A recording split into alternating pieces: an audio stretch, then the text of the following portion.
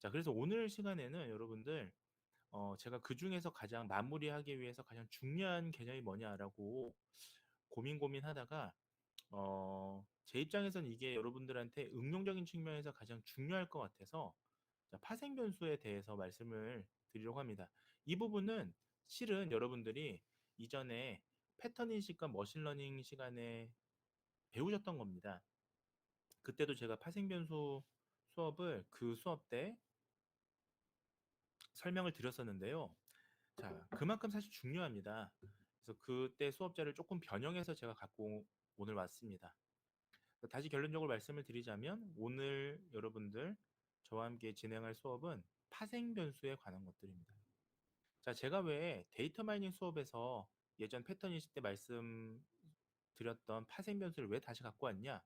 다시 말씀드리지만 데이터 마이닝 역시 여러분들이 실제로 이제 그 분석만 가지고 진행을 하시게 되면 데이터가 뭐 이그샘플 데이터가 있고 여러분들이 이제 코드를 짜서 분석을 진행하시게 될 텐데 핵심은 여러분들이 그 정해져 있는 레이블 소위 이제 Y 변수하고요 투입되는 인풋 베리어블 X 변수의 어떤 관계로만 해석을 하는 게 아니고요.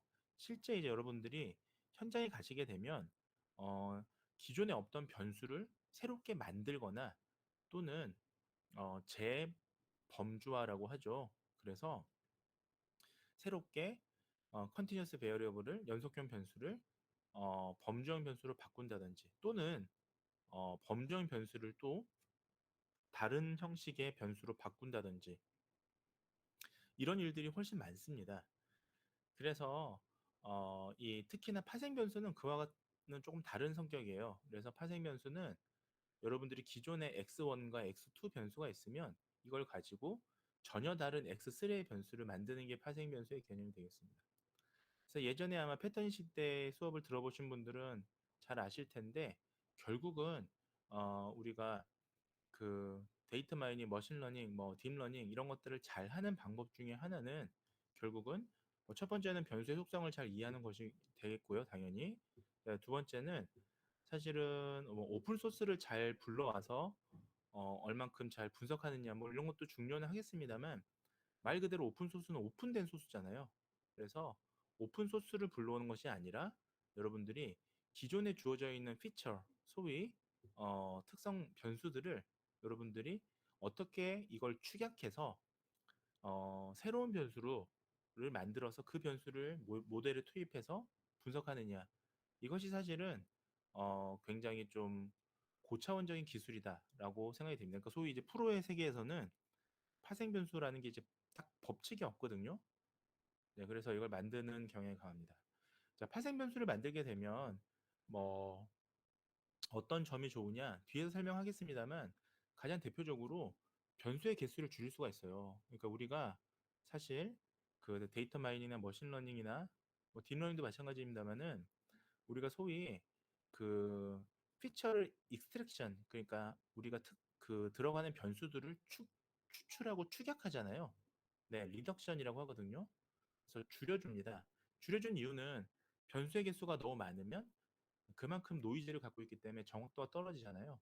자, 그래서 소위 파생 변수라는 개념은 기존에 이제 투입된 변수를 더 효과적으로 압축해서 새로운 변수를 만들어주는 겁니다. 예를 들면 이런 겁니다. 대표적인 예를 들자면 대표적인 게 BMI가 되겠죠. 자, 제가 만약에 당뇨병을 예측하는 뭐 데이터 마이닝 또 머신러닝을 만든다 할 때 우리는 키와 몸무게 뭐 이런 변수들을 하나의 BMI라고 하는 체질량 지수로 넣을 수 있을 겁니다.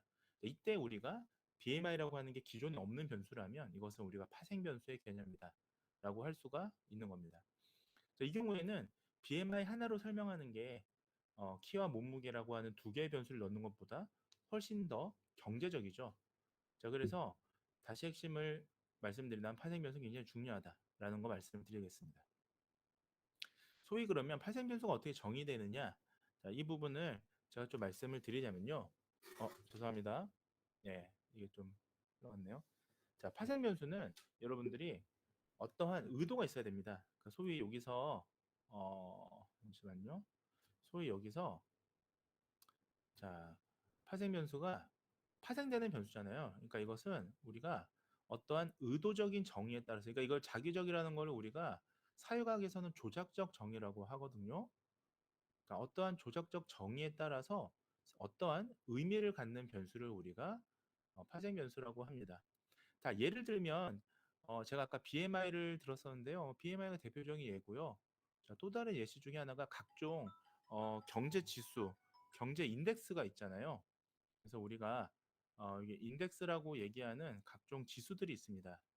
예를 들면 뭐 경제 지수, 자, 불경기 지수 이런 게 있다고 가정해 봅시다. 자, 그러면 자, 여기 들어가는 불경기 지수에는 예를 들면 지금 우리가 경제가 안 좋다라는 걸 예를 들면 환율로도 얘기할 수 있을 거고요. 실업률로도 얘기할 수 있을 거고요. 그다음 뭐 기업에 대한 기업에서의 어떤 뭐 현금 융통성, 예, 이런 것들이 있겠죠. 예를 들면 자, 그러면 이런 것들을 가지고 만약에 새로운 하나의 불경기 지수라는 걸 만들게 되면 자, 지금 X가 3개 들어가는 것보다 이 새로운 X 하나를 모델에 투입함으로 해서 설명력이 더 높아지는 겁니다. 정확도 성능이 높아지는 겁니다. 소위 설명력이라기보다는 성능이 높아져요. 자, 그래서 이제 파생 변수가 굉장히 중요하고, 파생 변수는 여러분들이 이론적으로 뭐 꼭 어떻게 법칙을 넣어야 되는데 그게 없습니다. 데이터를 들여다보고 그 데이터에서 맞게 여러분들이 가장 좋은 변수를 만드시면 되는데, 이런 것들은 수업에서 배울 수 없고요. 사실은 여러분들이 데이터를 이제 많이 만지시게 되고 현장에 가시게 되면 그 데이터의 특성에 맞게 이런 새로운 지수들을 하나 만드는 거죠. 자, 제가 뒤에서 좀 더 많이 설명을 드리도록 하겠습니다. 자, 파생 변수의 성격을 한번 살펴보실게요. 파생 변수 하면 어떤 성격을 가지느냐? 첫 번째 주관적이라는 겁니다. 이건 사실은 굉장히 어떻게 보면 두 가지 측면에서 중요할 수도 있고 중요하지 않을 수도 있는데, 자, 여기서 중요하다는 말을 드리는 거는 주관적이기 때문에, 주관적이지만 이게 사실은 어떠한 의도를, 그러니까 사용자의 의도를 정확하게 반영할 수 있다는 뜻이 되겠습니다. 자, 무슨 말이냐면 제가 만약에 불경기 지수라는 걸 만든다고 생각해 보세요. 지금 경기가 안 좋아서. 자, 불경기 지수를 만드는데, 자, 이 불경기라는 게 산업마다 다 다르잖아요. 저는 예를 들면 건설 불경기 지수를 만들고 싶어요. 자, 그러면 지금 여기 들어가는 건설 불경기 지수에 뭐 아파트나 뭐 또는 이제 아파트와 관련된 제2금융권이나, 자, 이런 것들을 가지고 제가 쭉쭉쭉 가지고 불경기 지수를 만들었습니다. 자, 이때 제가 만든 건설 불경기 지수는 제 의도를 충분히 반영하고 있죠. 자, 왜냐하면 저는 아파트와 관련된 제2금융에 관련된 정보를 넣었는데 이게 중요하다고 판단했으니까요. 그렇겠죠? 자, 그러나 이 불경기 지수라는 거, 제가 만든 건설 불경기 지수라는 게, 자, 누구나 다 이거를 보편타당하게 쓰기에는 타당하지 못할 수 있죠. 왜냐? 이거는 주관적인 게 들어가 있으니까요. 따라서 자, 이 만약에 제가 만든 불경기 지수가 논리적인 타당성을 갖추지 못한다면 소위 이제 분석하고 해석에 문제가 발생할 수 있다. 자, 이런 특성을 가지고 있습니다. 따라서 그러면 이거를 어떻게 이런 단점들을 보완할 것이냐? 자, 뭐 뻔한 얘기인데요. 어떤 특정 상황이 아니라 대표성이 나타나도록 변수 설계를 해야 된다는 겁니다. 자, 예를 들면 대표적인 게 BMI가 되겠죠. 키와 몸무게를 가지고 BMI라고 하는 체질량 지수를 만든다는 건 뭐 여름철이든 겨울철이든 또 나이가 적던 많던, 자, 모두에게 사용할 수 있는 대표적인 변수 설계일 겁니다. 만약 제가 불경기 지수라는 지수를 만들었는데 이 중에 하나가 예를 들면 뭐 말도 안 되겠지만 강수량이라고 가정해 봅시다. 그러면 이 강수량은 계절 영향을 받잖아요. 자, 이런 거는 대표성이 없는 거죠. 특정 상황, 뭐 여름철이라든지, 자, 이런 거에 영향을 받잖아요. 그러니까 이런 변수가 들어가면 안 되겠죠. 자, 이거는 뭐 고객 세분화나 클래시피케이션 또는 뭐 고객 행동을 예측한다든지 마케팅 뭐 이런 것들 활동이 충분히 가능합니다. 자, 그래서 여러분들이 뭐 전에도 말씀드렸는데 해커톤 대회 같은 데 가서 우승하는 팀들이 보면 오픈 소스를 잘 불러오는 사람들이 아니고요. 자, 이런 파생 변수를 잘 만드는 사람들이 주로 아주 성능이 높은 그런 모델링을 만들더라라는 걸 좀 말씀을 드리겠습니다. 소위 지금 파생 변수는 그러면 우리가 주관적이라고 했는데 아까 제가 대표성이라는 걸 어떻게 그러면 설계할 것이냐 조금 더 보충해서 말씀을 드리자면, 자, 예를 들면 특정 시기나 상황에만 필요한 변수가 들어가서는 안 된다라는 거죠.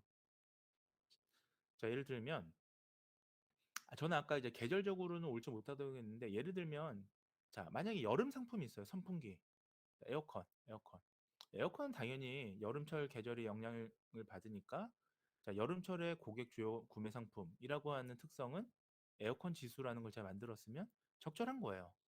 특정 계절이 들어가는. 왜냐면 에어컨은 여름철에 쓰니까. 자, 그런데 제가 만약에 특정 연도 2017년, 뭐 2018년, 자, 이걸 예측하는 걸 만들겠다. 이건 이 예측하는 지수다. 이거는 옳지 않다는 겁니다. 자, 이건 왜냐하면 이 시기에만 한정되는 거니까요. 이 시대적 특성을 보는 거니까. 예를 들면 제가, 자, 코로나 시기라는 그런 단서를 달아놓으면, 자, 코로나가 끝나고 나면 그 파생 변수는 의미가 없지 않습니까? 그래서 예, 대표성이 나타납니다.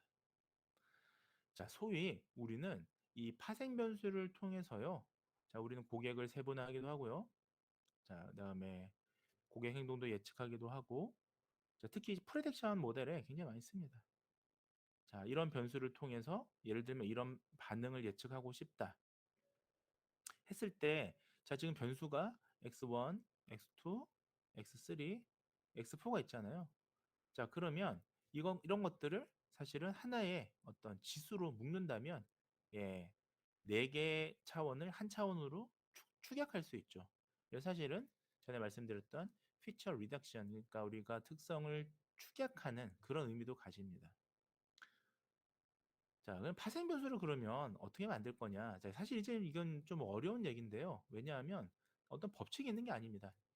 자, 본인이 그 데이터를 정확하게 이해하고 데이터의 속성에 맞춰서 데이터를 추격해야 되는 일이니까, 사실 뭐 어떻게 꼭 조합해라라는 게 아주 뭐 골든 스탠다드, 그러니까 아주 황금률이 없습니다.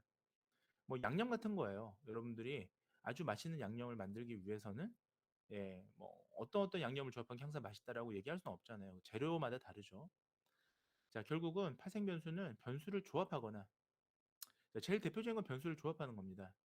예를 들면 x1하고 x2를 합쳤더니, 예를 들면 뭐 게임 접속 시간이랑 접속 횟수랑 게임 접속 시간이랑 이걸 합쳐서 게임 중독 점수, 지수 뭐 이렇게 얘기할 수도 있죠. 자, 이거는 조합하는 거지 않습니까? 자, 그 다음에 함수를 만드는 거예요. 우리가 뭐 대표적인 게 BMI가 되겠죠. 뭐 간단하긴 하지만 BMI도 결국은, 예, 이런 함수를 이용해서 새로운 변수를 만들고 있습니다. 자, 소위 우리가 다시 한번 계속 제가 말씀을 드립니다만, 이 대표성이 나타나도록 변수 설계를 해라. 이것이 굉장히 중요하다라는 거죠. 자, 뭐 이런 것들이죠. 사실 좀 넘어가도록 하겠습니다. 시간 관계상. 제가 일부러 좀 예시를 좀 많이 넣었는데요. 예전에 그 패턴 인식 때보다는. 자, 근데 이거 사실은 딱 어떤 법칙이 있는 게 아니에요, 여러분들. 그러니까 이게 책으로 공부하시는 분들은 파생 변수 만들기 쉽지 않고요. 예를 들면 저처럼 모델링을 굉장히 많이 돌려보신 분들은 데이터 내에서 뭐 파생 변수를 정말 뭐 아주 열심히 또 만들어서 또 모델의 성능을 더 고도화시키는 사람들이 있습니다. 자, 근데 우리가 지난번에 또 한번 다른 수업 시간에 말씀을 드렸던 것처럼 우리가 구분해야 될 게 한 가지가 있는데요. 바로 이 파생 변수랑 구분해야 될 건 요약 변수가 되겠습니다. 자, 이름이 굉장히 비슷한데 이 요약 변수는 좀 다른 겁니다. 이 요약 변수는 말 그대로 summary, 요약한다는 의미고요. 그래서 우리가 어떤 그룹핑하는 변수, 그러니까 소위 이제 어떤 여러 가지 x1, x2가 있으면 뭐 이것들을 하나의 그룹으로 묶어주는 변수, 이걸 이제 요약 변수라고 합니다. 이 개념상 파생 변수랑 조금 혼동할 여지가 좀 있습니다. 자, 하지만 이거를 이제 구분해서 현장에서 많이 쓰는데요. 자, 뭐 예를 들면 제가 좀 예시를 들겠습니다. 예시로 들면 좀 이해를 여러분들이 많이 하실 것 같아서, 자, 예를 들면 제가 뭐 연속병 변수를 구간화하고 단어 사용 빈도, 기간별 구매 금액, 자, 이런 것들을 요약 변수로 만들 수가 있는데, 자, 파생 변수랑 요약 변수가 어떻게 다르냐면 이런 느낌입니다. 자, 예를 들면 제가 과학이나 수학 시험 점수, 자, 수능 점수가 있다고 가정해 볼게요. 수능 점수가 있는데 우리가 이거 과학 수학 시험 점수 있어요. 그러면 우리는 이것을 어, 새로운 이 변수를 조합해서 파생 변수를 만들 수가 있습니다. 예를 들면 과학이랑 수학이니까 저는 만약 이거 파생 변수를 만든다면 이과형 점수, 이과형 점수 뭐 이런 식으로 할 거예요. 예, 문과보다는 과학, 수학, 이과에 가깝잖아요. 요즘엔 또 뭐 이공학 따로 구분을 안 합니다만은 고등학교에서. 자, 그런데 요약 변수는 뭐냐면 자, 이 시험 성적을 그냥 등급으로 하면 요약입니다. 예를 들면 수능에서 우리가 뭐 수학 3등급, 뭐 과학 뭐 2.8등급, 3.2등급 이렇게 해서 그냥 합쳐서 나는 요 두 개의 과목을 선별해서 3등급 이렇게 얘기하잖아요. 자, 이렇게 요약한 거는 요약 변수예요. 근데 그게 아니라 제가 이 과학이랑 수학이라는 이 점수를 수능 점수를 이용해서 새로운 이과형 점수를 만든다. 자, 이거는 파생 변수입니다. 자, 혹시 좀 느낌 오시나요? 네. 자, 이런 것들이 있다. 아, 지금은 아마 이해 못 하실 수도 있어요. 이 차이를. 자, 이 글로 배우면. 근데 이제 데이터로 여러분들이 이제 많이 돌리시게 되면 아, 그때는 이제 아예 파생 변수하고 요약 변수가 다르다라는 걸 조금 더 실감할 수가 있을 겁니다. 글로는 이게 딱 명확하게 어, 와닿지 않을 수 있어요. 자, 소위 그러면 우리가 요약 변수 지금 얘기를 계속 하고 있는데 이 요약 변수가 어떤 특성을 갖고 있냐? 자, 결국은 우리가 수집된 정보를 자, 우리가 분석에 맞게 우리가 종합한 거죠. 그러니까 이것을 우리가 요약이라고 하잖아요. 우리가 네, 여러 개의 대표 수치를 요약하는 게 요약 변수죠. 잠깐만요. 이게 좀 틀어져 가지고 네, 네. 그래서 자, 결국은 요약 변수는 여러분들 뭐 상당히 좋습니다. 왜 그러냐면 요약 변수는 만약 제가 이제 로우 데이터라고 그러잖아요. 원시 데이터. 가장 기본적인 데이터를 여러분들이 주로 이제 애널리틱스 위주로 배우다 보니까 데이터베이스를 잘 모를 수가 있는데 자, 데이터셋을 하나 구축을 합니다. 그러니까 어쨌든 데이터셋을 구축해서 제가 만약에 예를 들면 병원 데이터예요. 백병원 데이터. 예, 백병원 데이터가 있습니다.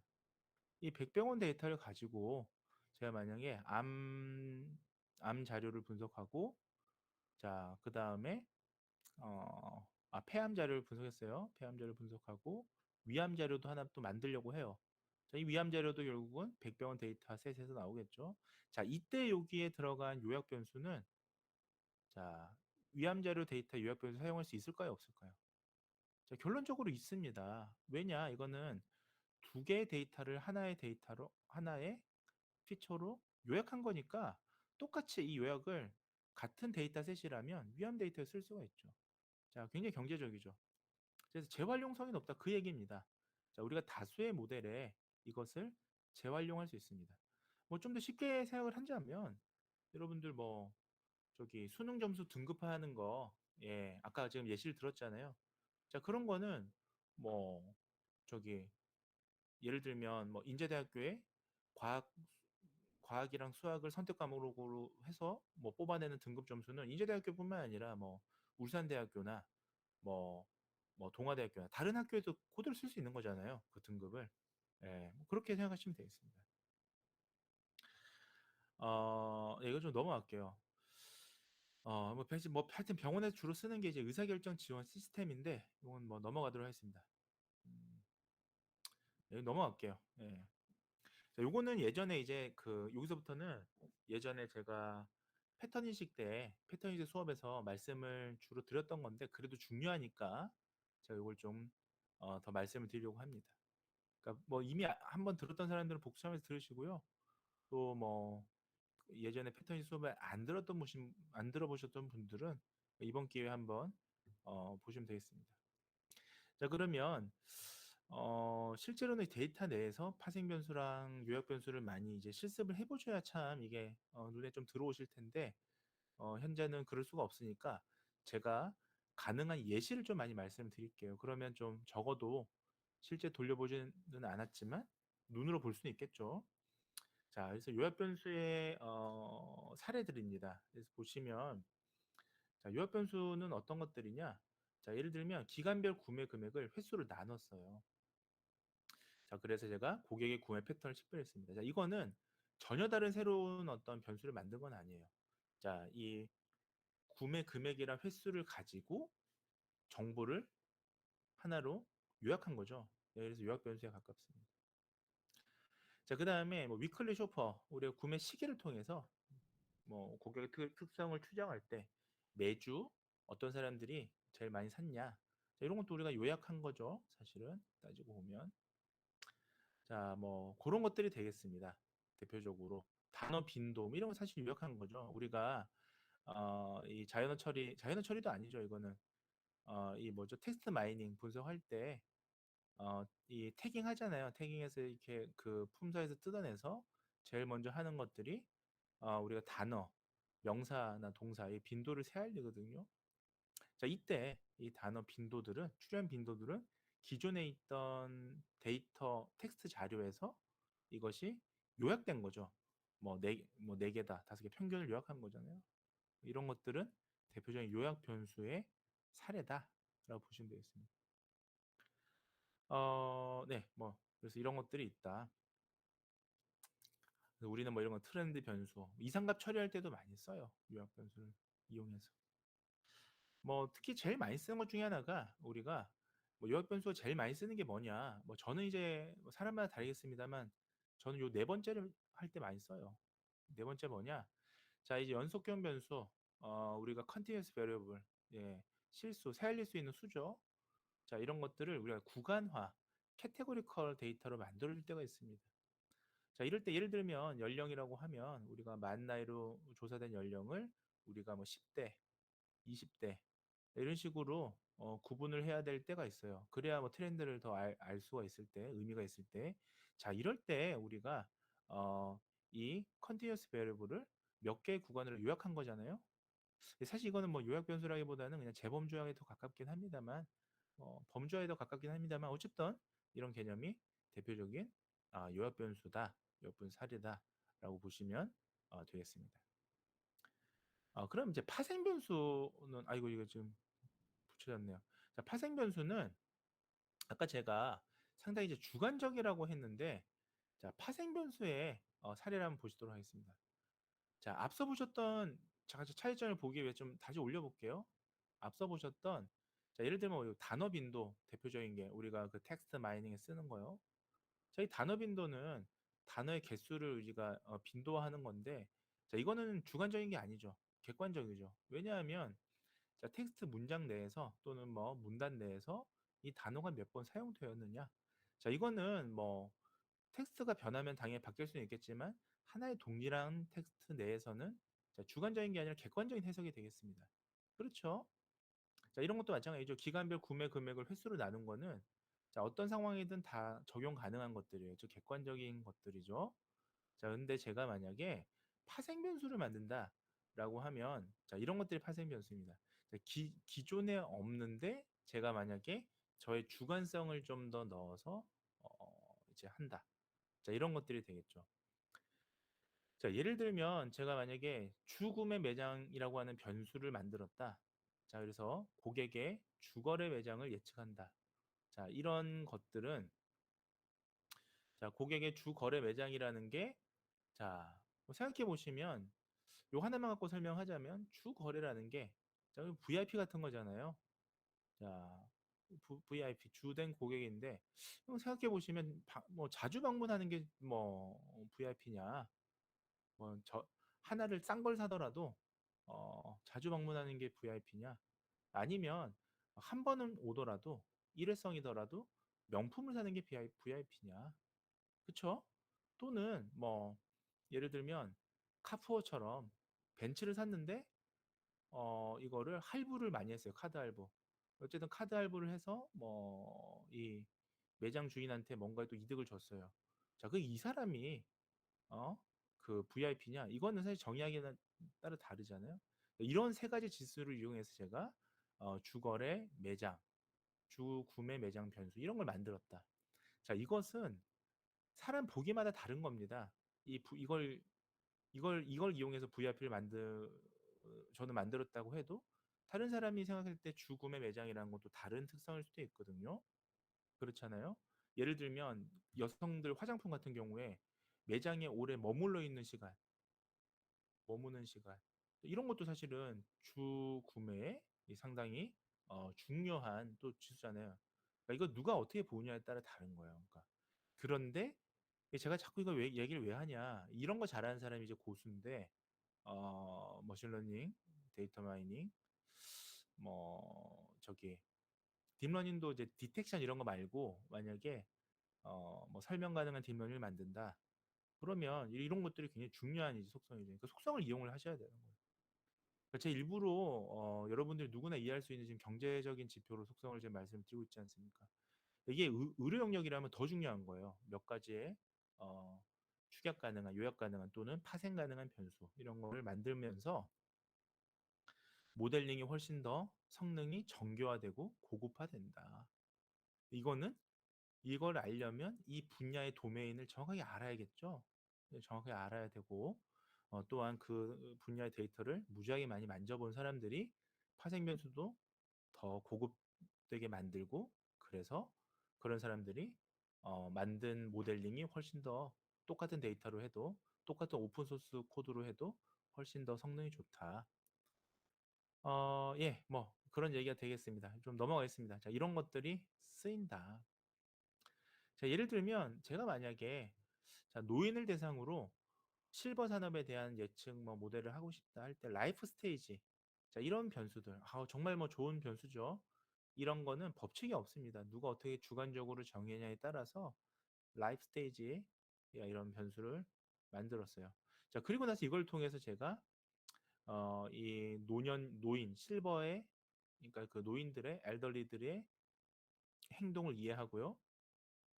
나아가서 이 엘더리 펄슨의 니즈를 파악한다. 요구도를 파악한다. 자, 그러면 이러한 변수가 들어가서 만약에 어떤 예측 모델링을 만들었습니다. 이 수업이 데이터 마이닝이니까 마이닝 모델을 만들었어요. 자, 이거랑 그냥 아무 생각 없이 뭐 변수 X 변수 다 뒤집다 넣어가지고 X2, X3 뭐 100개나 넣어가지고 얼마나 정교한 요 소위 이제 파인 튜닝이잖아요. 파인 튜닝을 찾아가지고 우리가 정교함을 이제 요구하는 거죠. 해서 아주 좋은 모델을 만들었어요. 그냥 머신러닝을 할게요. 자, 이거랑 이게 아예 다르다. 예, 이 본질부터가 얘가 훨씬 더 좋은 모델이다. 제가 이렇게 말씀을 좀 드리겠습니다. 자, 그래서 결국은 우리가 모델 성능, 우리가 소위 이제 파인 튜닝 하기 위해서, 피팅을 하기 위해서, 대표적으로 우리는 주어진 데이터, 자, X 변수에 대해서 데이터를 뭐 모델링도 하고 수정도 하고 뭐 하지 않습니까, 여러분들? 자, 뭐 소위 이제 하이퍼 파라미터를 튜닝 하잖아요. 이게 이제 사실 일반적인 방법인데 나쁘다는 게 아니라 자, 데이터의 특성을 정확하게 이해한 사람이라면 인사이트를 더 중요한 인사이트를 도출하기 위해서 그야말로 파생 변수를 더 정교하게 넣게 됩니다. 자, 그러면 모델의 성능이 비할 바 없이 훨씬 더 고급스러워진다. 자, 그리고 심지어 자, X를 한 100개를 넣었을 때는 보이지 않는 특성이 나와요. 그러니까 솔직히 이제 우리가 머신러닝이나 딥러닝을 하니까 패턴을 우리가 파악하자 이거 아니겠습니까? 근데 그 패턴이라는 게 우리가 X를 딜다 넣었을 때는 이 안 보이던 게 어떤 X 변수를 몇 개로 추격을 해가지고 몇 개의 파생 변수를 넣고 했을 때는 이게 효과가 보일 때도 있어요. 자, 예를 들면 암 같은 경우에 그냥 키하고 몸무게 그 외에 뭐 기타 변수를 넣었을 때는 뚜렷하게 특성이 안 보였었는데 키와 몸무게를 이용해서 체질량 지수를 만들었더니 예를 들면 갑자기 어떤 질병의 패턴이 보였다. 자, 이거는 상당히 이 BMI라는 게 중요한 파생 변수로서 의미를 가지는 거죠. 그러니까 소위 그래서 파생 변수는 필수는 아닙니다. 여러분들이 뭐 저기 뭡니까? 뭐 아니 사실은 근데 파생 변수 제가 얘기를 쭉 하는 이유가 여러분들 그냥 개발자 하실 거면 주어진 그 개발자도 이제 좀 약간 어드밴스드한 개발자가 아니라 이제 좀 하청받는 개발자. 그러니까 누가 이제 하청 주면 그거를 그냥 그대로 만들어주는 예, 복제품 만드는 그런 느낌. 그러니까 나쁘다는 게 아니라 그런 쪽에서의 개발자랑 파생 변수 건들 일이 거의 없어요. 근데 이제 조금 더 좀 큰 기업이나 아니면 이 저기 데이터 개발자가 아니라 이제 조금 다른 기획 부서나 데이터 사이언티스트 부서에 들어가시게 되면 자, 파생 변수는 필수는 아니지만 이걸 다루게 되고 충분한 고려 대상이 됩니다. 예를 들어 마케팅 부서라면 이 파생 변수 어떻게 만드냐 굉장히 중요해요. 예. 자, 파생 변수는 뭐 이것 이제 제가 패턴 인식 때 말씀드렸던 건데 자, 멜트라고 하는 이제 이게 멜트랑 캐스트 요 두 가지가 핵심인데 이거 이제 R에서는 멜트랑 캐스트라고 부릅니다. 그래서 이 라이브러리를 불러와서요. 자, reshape 2라고 하는 요 지금 이걸 불러오셔야 돼요. reshape. 이거는 이제 이 저기 그 패키지를 깔아야 됩니다. 그 안에 다 들어가 있어요. 이것이. 자, 그래서 뭐 코드는 이와 같습니다. 그래서 뭐 옆에 샵 보시면 잘 알 텐데 자, 멜탈 데이터를 여기 설정을 해주고요. 자, 식별자, 자 ID 컬럼 그러니까 우리가 ID 변수를 반드시 포함을 하고 있어야 돼. 이런 걸 하시려면 그래서 우리가 그 데이터셋을 구축할 때요. 항상 기본적으로 휴먼 데이터라면 식별 변수, 소위 이제 ID 변수, 그 이 사람의 실명이 들어가는 게 아니니까 식별자 변수를 반드시 우리가 가지고 있어야겠죠. 그 컬럼, 소위 그 열이 여기 들어간다라고 보시면 되겠습니다. 그래서 메저먼트 같은 경우는 우리가 이제 메저먼트가 결국은 뭐 x가 될 수도 있고 y가 될 수도 있는데 자 우리가 원하는 그 컬럼들이 또 여기 들어가게 되고 자 그다음에 뭐 이것도 좀 이제 뭐 기술인데요. NA는 not answer 그러니까 우리가 응답하지 않거나 소위 뭐 결측치 같은 거라 보시면 되겠습니다. 그래서 결측지를 우리가 결과에 포함시킬지 이거를 또 뺄지 자 이런 것들을 R에서는 요 설정을 할 수가 있어요. 자, 파이썬 같은 경우는 뭐 여러분들이 결측지를 그래서 이게 저기 없애기 위해서 결측 50% 이상 들어가면 안 돌아가잖아요. 파이썬은. 그래서 이런 것들을 어떻게 뭐 대체할 거냐 아니면 뭐 빼주고 돌릴 거냐 뭐 아니면 이걸 또 그 맞추기도 하고 뭐 이런 여러 가지 방법들을 쓰는데 R에서는 자 이런 간단한 또 이 고민으로 뭐 할 수도 있습니다.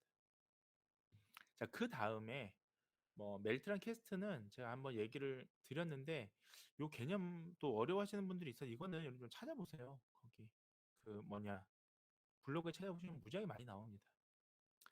그래서 결국은 예, 새로운 변수로 이렇게 만들어 줍니다. 이게 사실 파생 변수를 만드는 하나의 구조죠.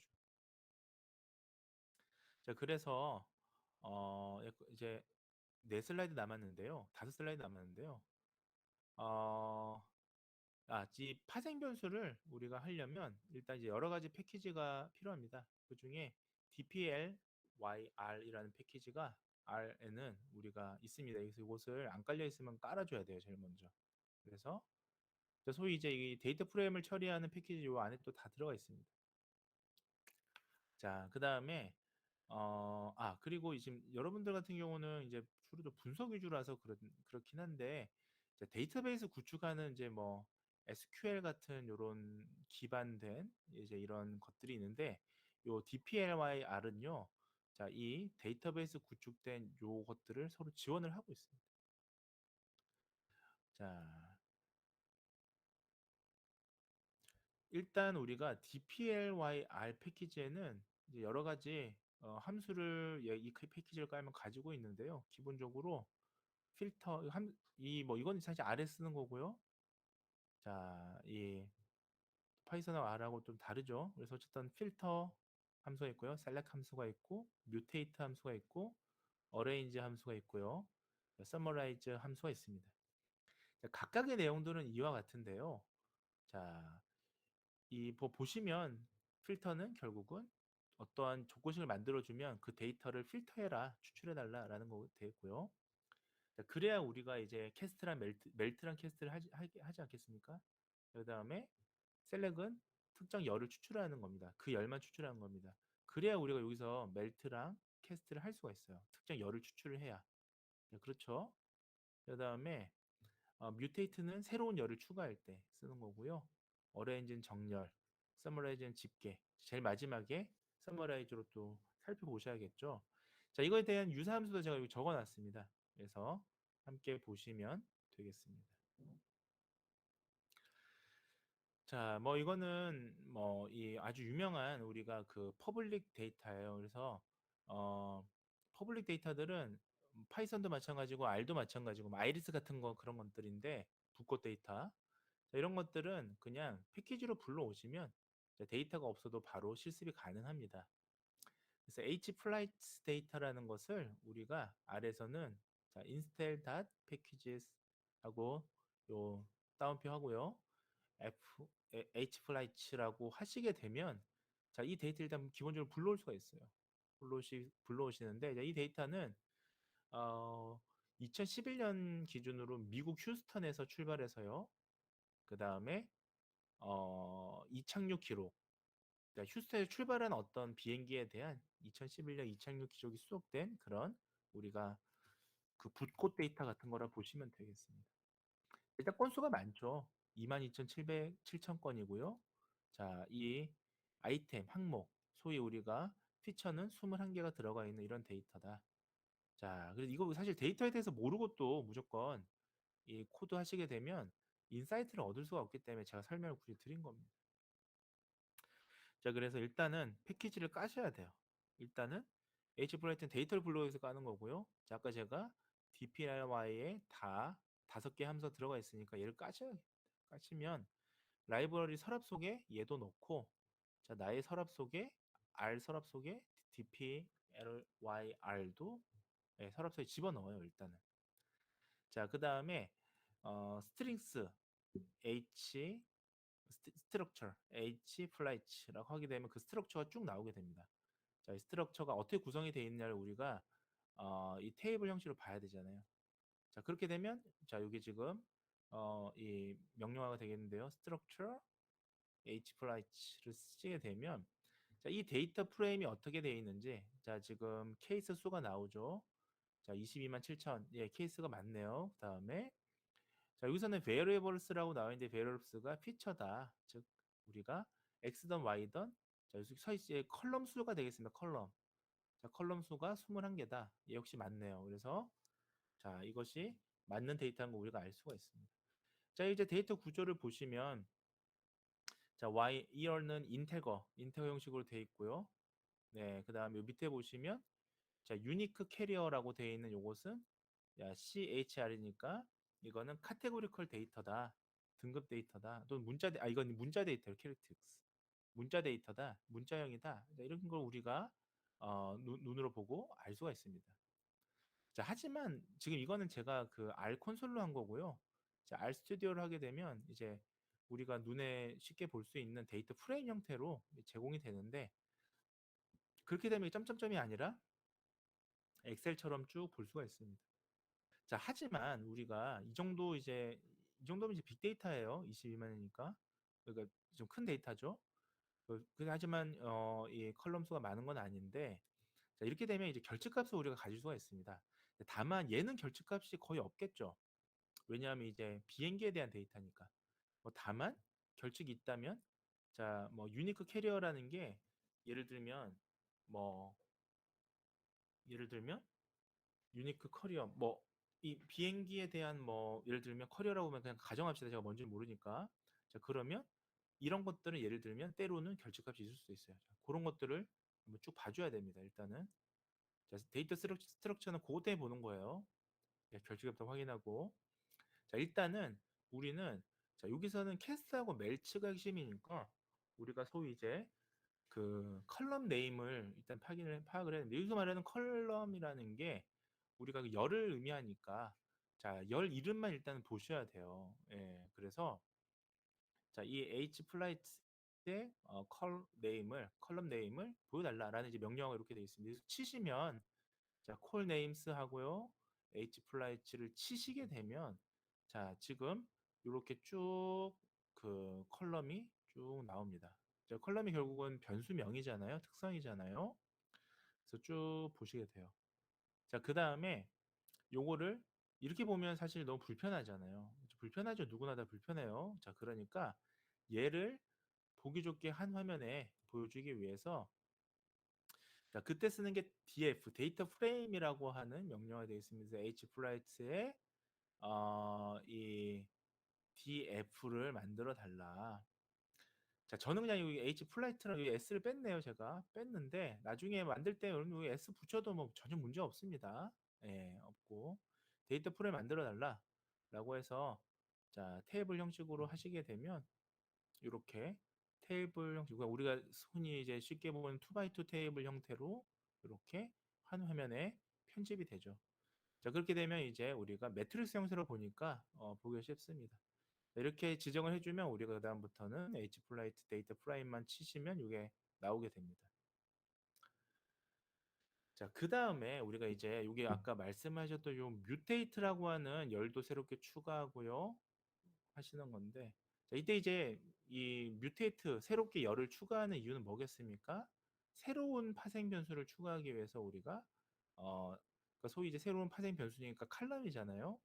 칼럼은 즉 우리가 이 새로운 열을 추가를 해야 되니까 자, 이 뮤테이트라는 이 변수를 이용해서 자, 이 게인이라고 하는 자, 뭐 이런 새로운 변수.